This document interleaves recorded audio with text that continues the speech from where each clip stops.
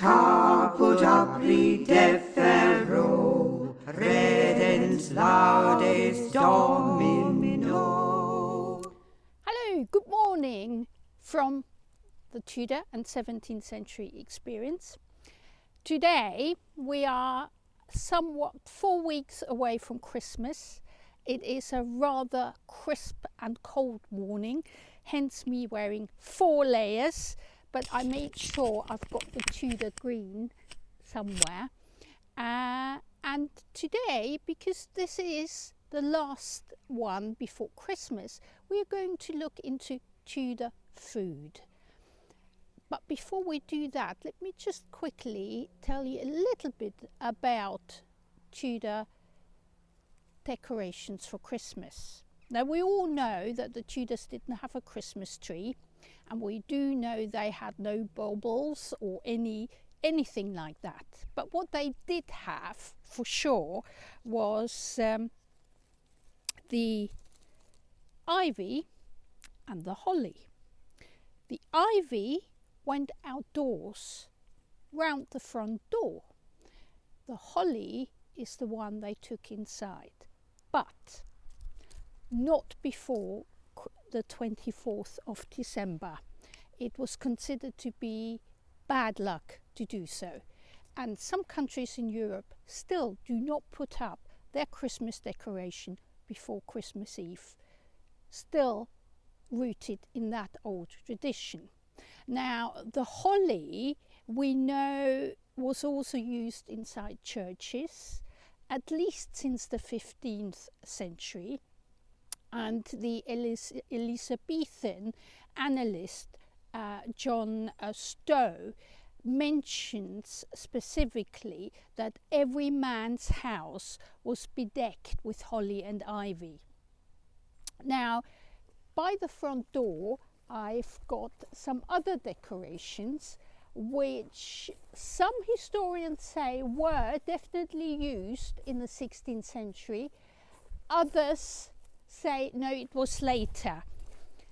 Right, now mistletoe, even though ancient in its use, has only really been recorded in association with Christmas and Christmas decorations in the 1600s, and the hanging ball with apples inside, often referred to as the kissing bow, really is much later, even as late as the 18th century. But unlike the holly and the ivy, which was also used for the decoration before Christmas in churches, the pagan symbol of the mistletoe was banned from churches for that very reason, except for York Minster, where they did use it. But rosemary, which I've got here, was definitely used in association with Christmas decorations by Robert Herrick in the 1600s. The bay we do know as a Christmas associated decoration through a rhyme called the Tottle's Miscellany, which came out in about 1557. So let me tell you a little bit about Tudor food at Christmas now, before we go and head off into the kitchen. Now, before the Reformation, Advent, or the 40 days of St. Martin, was a period of fasting which ended on Christmas Eve, which is the 24th of December. Celebrations and festive food started to be served 12 days, for 12 days, known as Christmas tide. Now, Advent fasting meant there was absolutely no meat, no cheese, no milk or eggs. And after such a long period of food restrictions, the first feast on Christmas Day would have been a very welcome arrival, as we can assume, the custom of eating high-value meats and other luxurious foods continued at Christmas and survived throughout the test of time and the influence of the Reformation movement. The staple dish for Tudor Christmas was unsurprisingly meat. If Christmas fell on a fasting day, such as a Friday, then the church gave special permission that meat instead of fish was allowed to be eaten. There was, however, no such dispensation for New Year's Day. Some meat, such as chicken or rabbit, were subject to price hiking in the run-up to Christmas, before dipping to a well below average during Lent. At Ingatestone Hall in Essex, rabbits featured highly both at the dinner and the supper for Christmas in 1551 or 52, the Christmas there. This may indicate that household heads treated their servants and labourers to rabbit meat at Christmas. Contemporary accounts between 1500 and 1600 also reveals that sausage was becoming a popular dish with the gentry at Christmas. It has to be also noted that some vegetables became increasingly more popular in the late 16th century. This reflected very much in household accounts and cookery books aimed at the well-to-do, and one of those popular ones was turnip, which could be purchased during the cold season. Christmas was a time when, by tradition, the wealthier members of society were supposed to extend their hospitality to those less fortunate. Now, we do know that hasn't always happened, but the thought was there. Food was also a popular and very welcoming Christmas gift. Things like capons or oranges, for instance. And we know that Henry VIII received, on one occasion, 6 cheeses from Suffolk, in 1538 that was, on New Year's Day, and that was witnessed by Master John Hussey. Elizabeth I was, for instance, the lucky recipient of a pair of quinces and a chessboard made from marchpane from her master cook, and various boxes of sweetmeats and crystallized fruit from the clerk of the spicery. Her sister Mary I, in 1544, received sweetmeats amongst many other gifts, and in December 1555, the diarist Henry Machin recorded that he and his neighbours were guests at a great feast and were offered marmalade, gingerbread, fruit and jelly.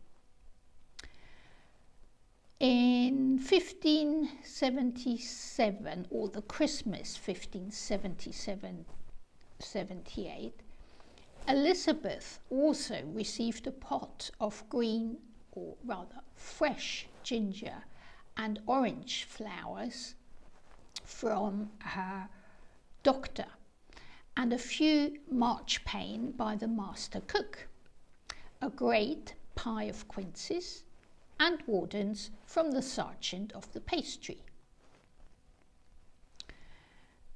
Somebody else, Morgan, sent ginger candy and another ginger and also a box filled with orange candy.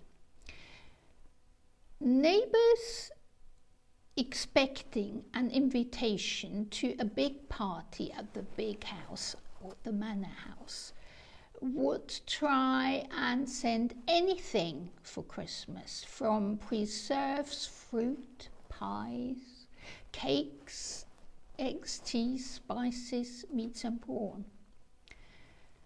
From most of the records available, gifts were given with the hope of a return of money or gold, or at least an invitation from the local lord of the manor, or as a bribe. It was also the custom that tenants would send presents to their landlords, such as capons, prawns, pigs, geese, rabbits, partridges, sugar loaves, nutmeg, baskets of apples, eggs and pears. Now, if we look at some of the traditional Christmas dishes, at the top there features the mince pies. Now, Tudor mince pies were made from shredded leftover mutton, probably to remind people of the shepherds attending little baby Jesus there in the barn. Suet, sugar, dried fruits and spices. And those mince pies, also known as Christmas pies, were supposed to contain 13 ingredients, symbolic for Christ and his apostles. Now, sometimes these pies were even gilded, which is quite something, isn't it?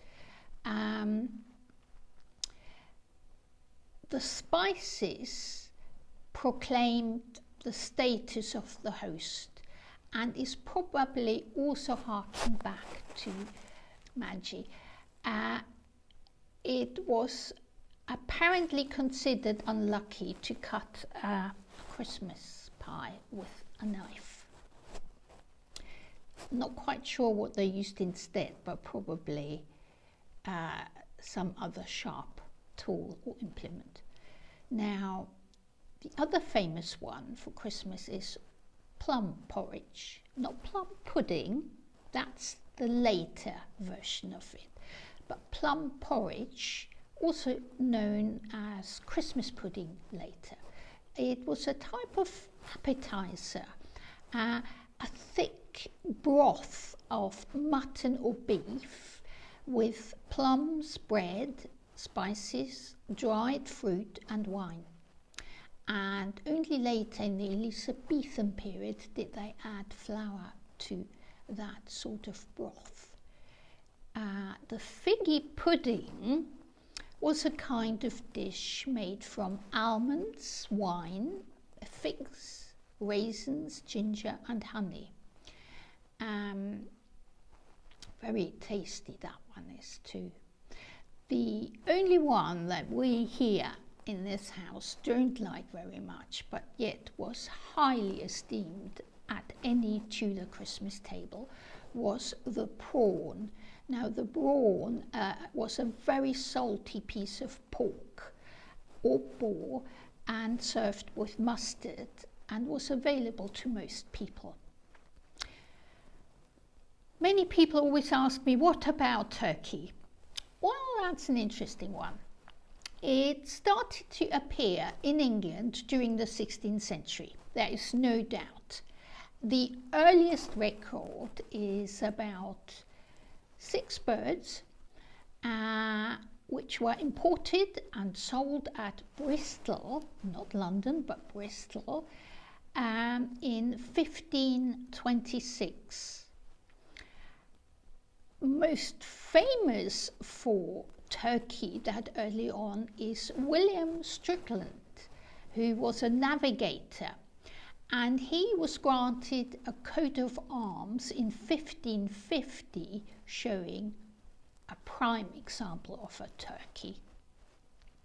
Now, this new arrival started to be recognized during the 1530s.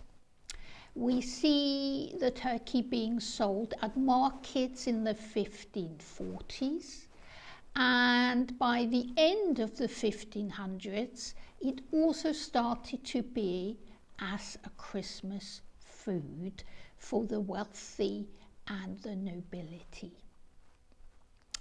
Stuffing was known as forcemeat and contained eggs, currants, pork, and herbs.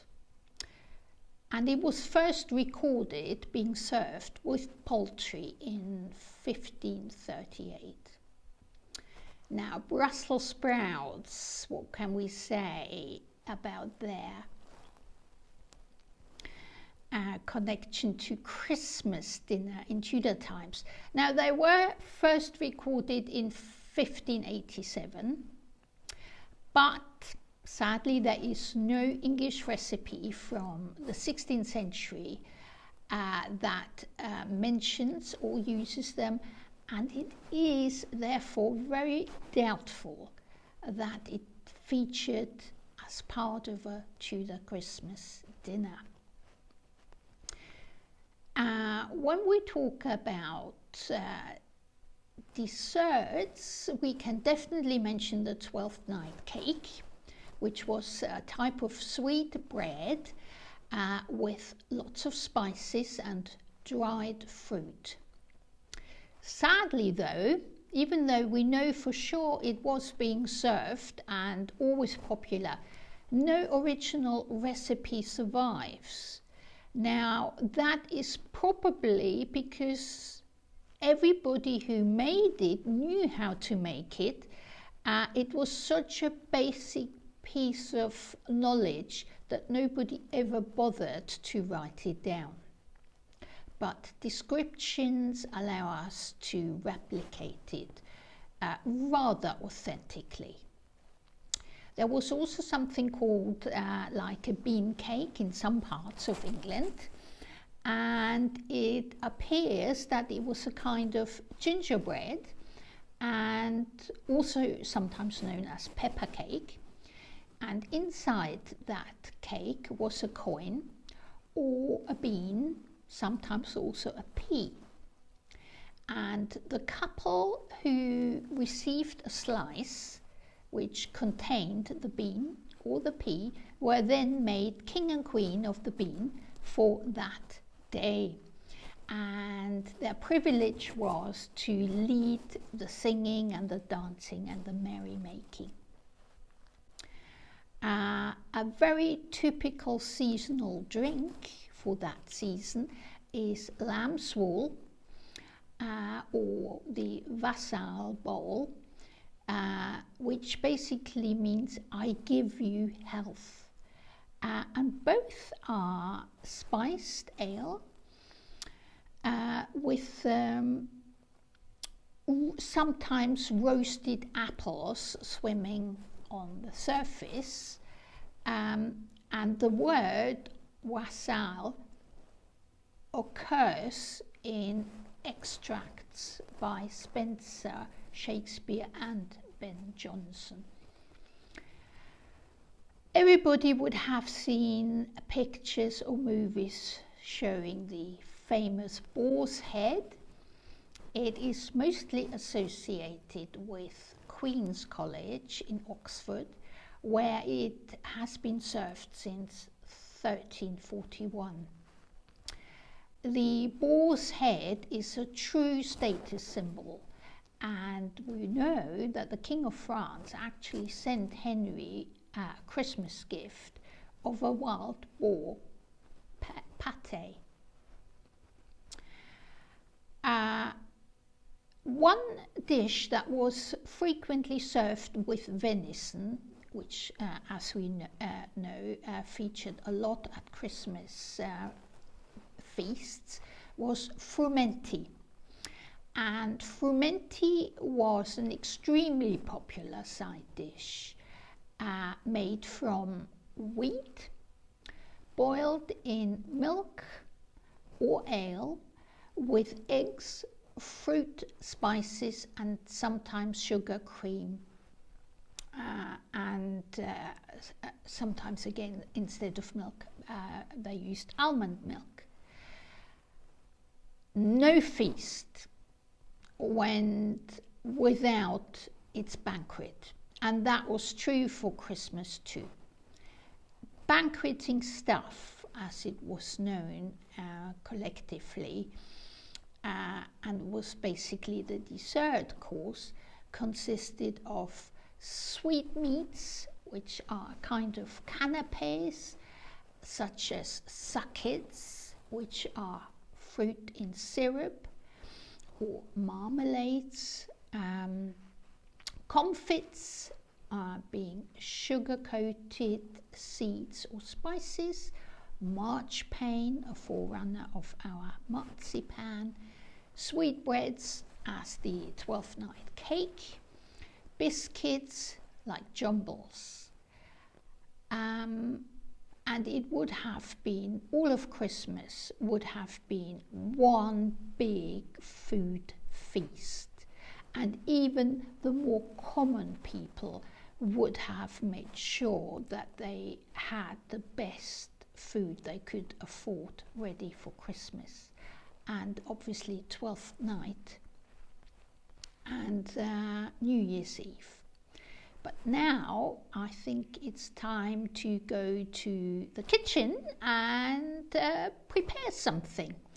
And if you are interested in seeing some poems or rhymes, Tudor contemporary ones, that feature food, then look it up, because the text version of this video will give you a few to go over. Okay? Right, so here we are doing our Christmas Tudor dinner, or part of it, and for today I've chosen something for our meat lovers, because to the Tudors meat was everything. Today we are going to do another Thomas Dawson recipe. We're going to recreate to bake red deer. How do we do that? Right, there is the finished product. So this is what it's going to look like when we are finished. It is a mini version of what the original one would have looked like. The Tudor pies were massive, I mean really, really huge. But modern families, especially this year, we all probably end up just entertaining a small family. Right, what do we need? Of course we need venison. I've got a very small portion here because everything else I've already prepared, because we are going to do so many steps, and to put it all into a 10 minutes long video, you have to have all the steps already done. So you need venison. The Tudors would have had a big joint. Modern times clearly need less. So if you go for one steak per person, you will be absolutely fine. You also need some short crust pastry. You either can make it yourself or you can buy a ready-made one.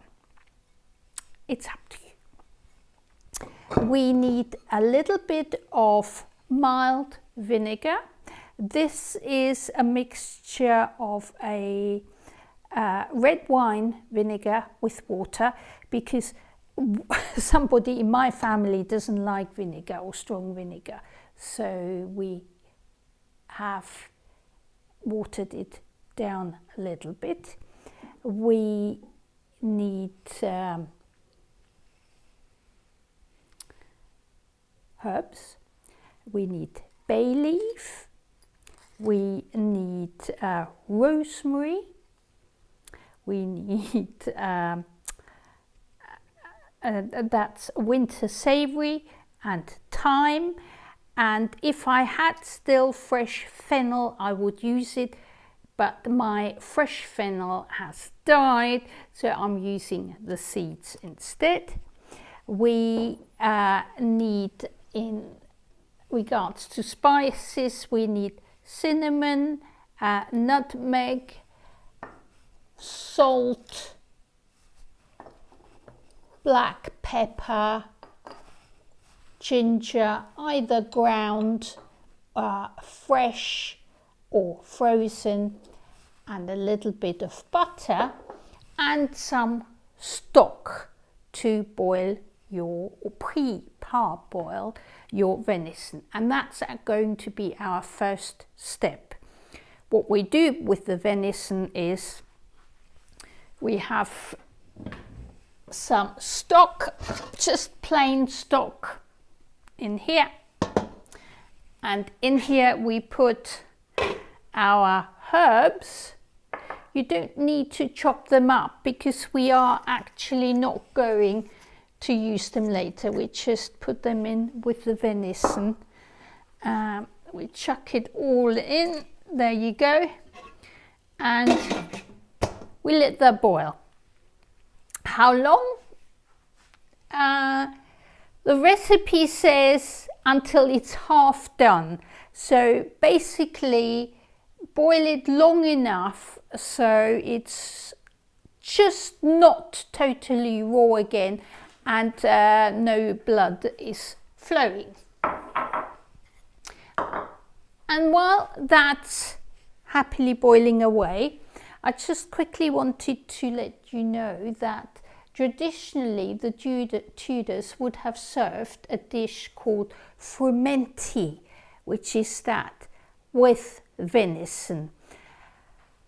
If you wanted to recreate this one, I am going to do that next week. So you would have to go onto my Facebook page, the Tudor and 17th Century Experience, to find out how to do this. It's very simple, it's very straightforward, so you don't need anybody to cook it for you in a video. You just follow the instructions. Lovely stuff, by the way.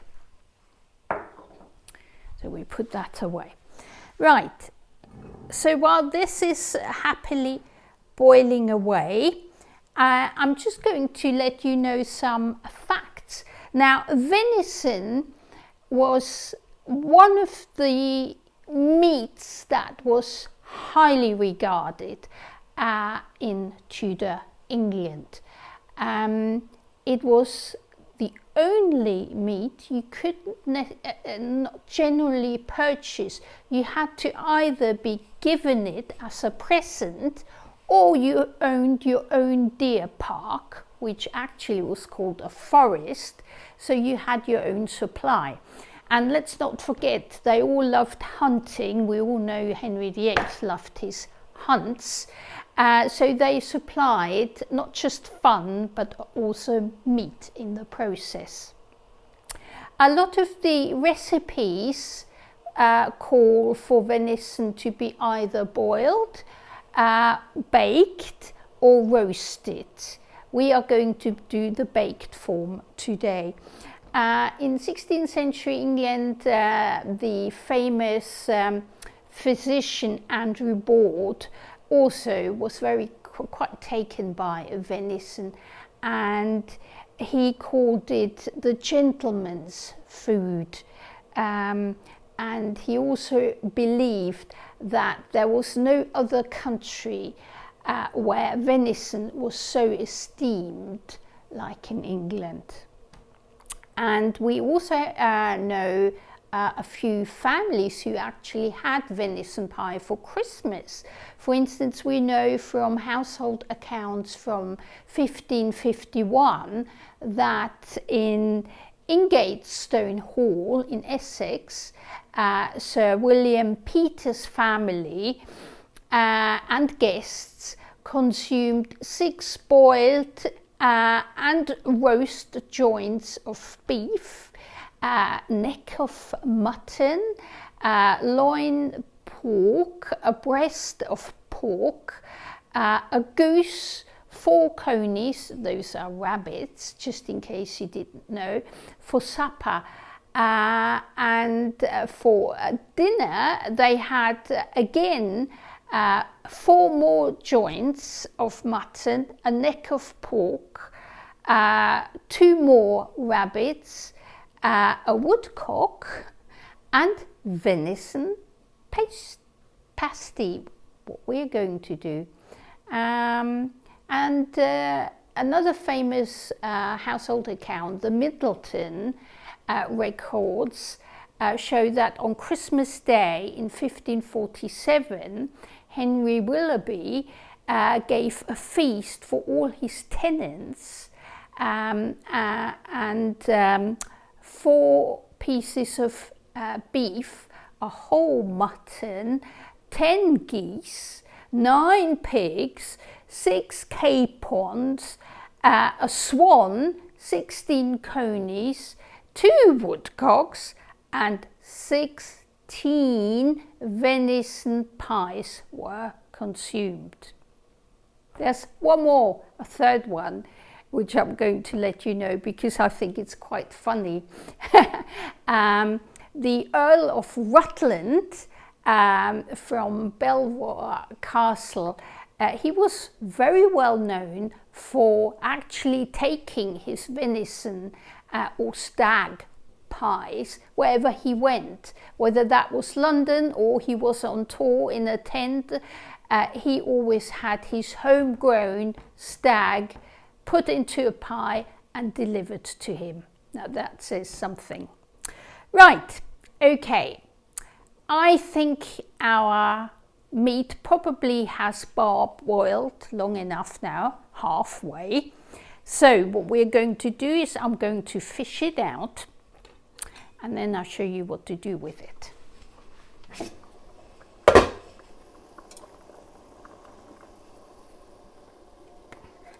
So we put that to the side now.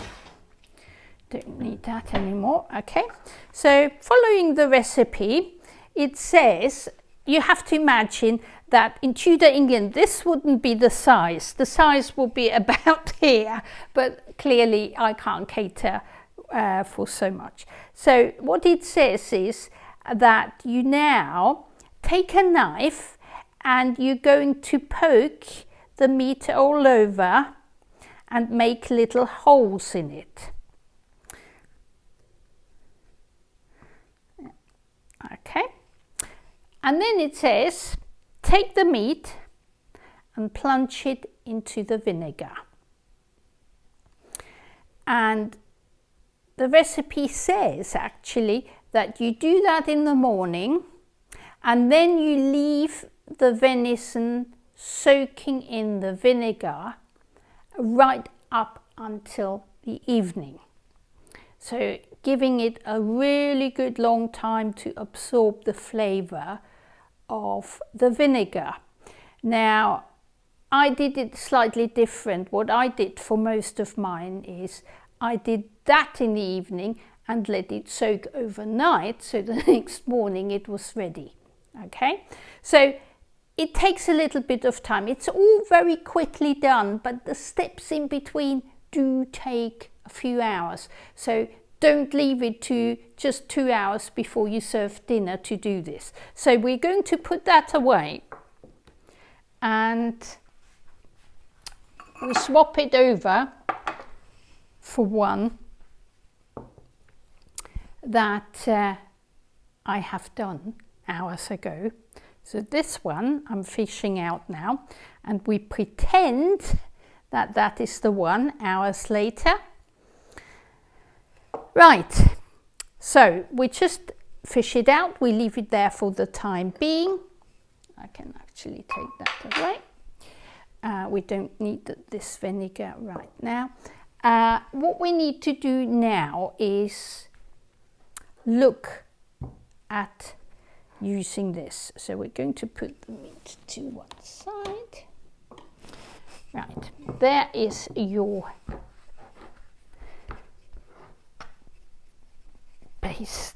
short crust pasty. Right, basically we're going to roll it out. As I said, I made this earlier, but you can buy ready-made ones from the shop. Then you roll them out.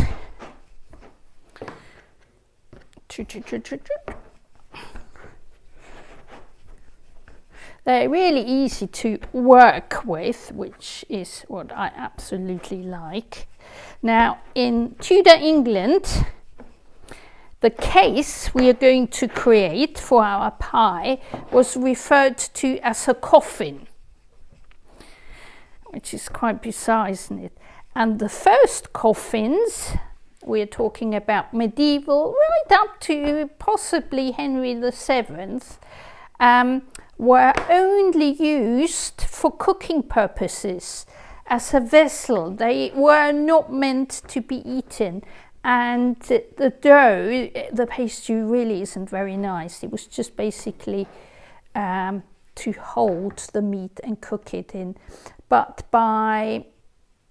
at least by Elizabethan times, the pastry was a lot nicer with butter and everything and meant to be eaten. Right. Okay, I'm just looking for my equipment. Okay. In Tudor England, again, the pastry chef would have now just formed a nice little pie bottom with thick walls and used it like this. In 21st century England, or wherever you are based, we are allowed to cheat a little bit. So you can either use forms like that, or smaller ones, or bigger ones, and create the same. So you can either do a free-handed one like this, if you really want to be adventurous and very, very authentic, or you can just cut it out and put it in your form. Let me just put that to one side. What I've done is I prepared one earlier again to speed things a little bit up. So what I've done is I've then cut the meat into small slices and I put them nicely into here. The only thing we need to do now is in here I've got the mixture of our spices: ground cinnamon, ground nutmeg, salt, ground pepper and ginger. And what you then do is the cut up meat,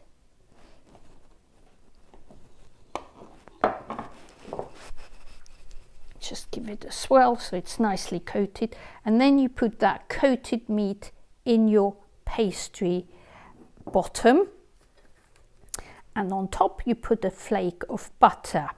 Now, the recipe, the original recipe, working with a much, much bigger piece, actually says to put the whole piece into your pastry. It does not mention to cut it up in smaller pieces. So that's the slightly more modern take on it. So you can either wrap the whole steak in one, or you can cut it up. That's up to you. More modern, more authentic. Okay, so 2 cases.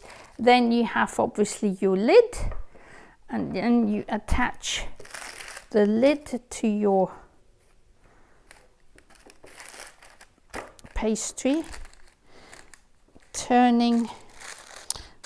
This is not going to look so nice now because I'm rushing, but something like this, leaving your thumb imprint Obviously, if you had more time, you would make it look really nice. Same here. So that has to be, see, this is in the form. So you fold it over. And the funny thing is that these pies at Christmas probably would have also had pastry decoration on top. And a very popular one was to make the pastry look like a crib, and on top they put a baby cheeses made from, again, pastry. But that was obviously pre-Reformation. We're not going to do that. Funny enough, during the 17th century, when the purists took over in England, they banned any form of Christmas pastry and even plum pudding, and it only returned with Charles II, but in much smaller sizes. Right, so here are our two pastries. They are going into the oven now. Now, because the meat has already been parboiled, it doesn't need that long. And because the vinegar has also done its work in making it tender, it shouldn't take too long. Because these are very small, I would reckon between 45 minutes, maybe an hour. Not too hot, medium heat. You know your oven better, you know your size is better. Keep an eye on it, but if you put it into medium heat, not much can go wrong. So I'll put those in now.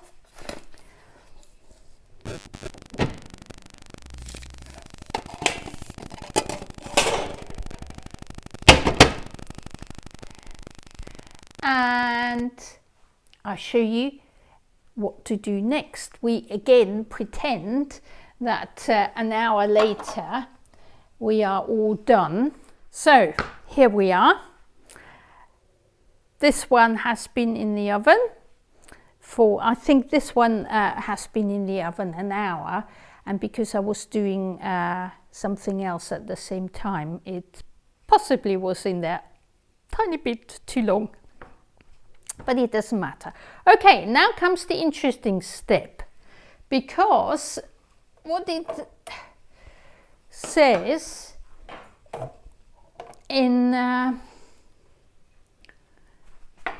recipe is that we have to load this pasty up with some vinegar. Right, so I've used it's actually a sieve for wine, so but it's ideal for this purpose. So that's what you do. Anyway, if I make a hole and then spoon in some of the vinegar and let it go in, and the recipe says to allow enough vinegar to go in to spread evenly.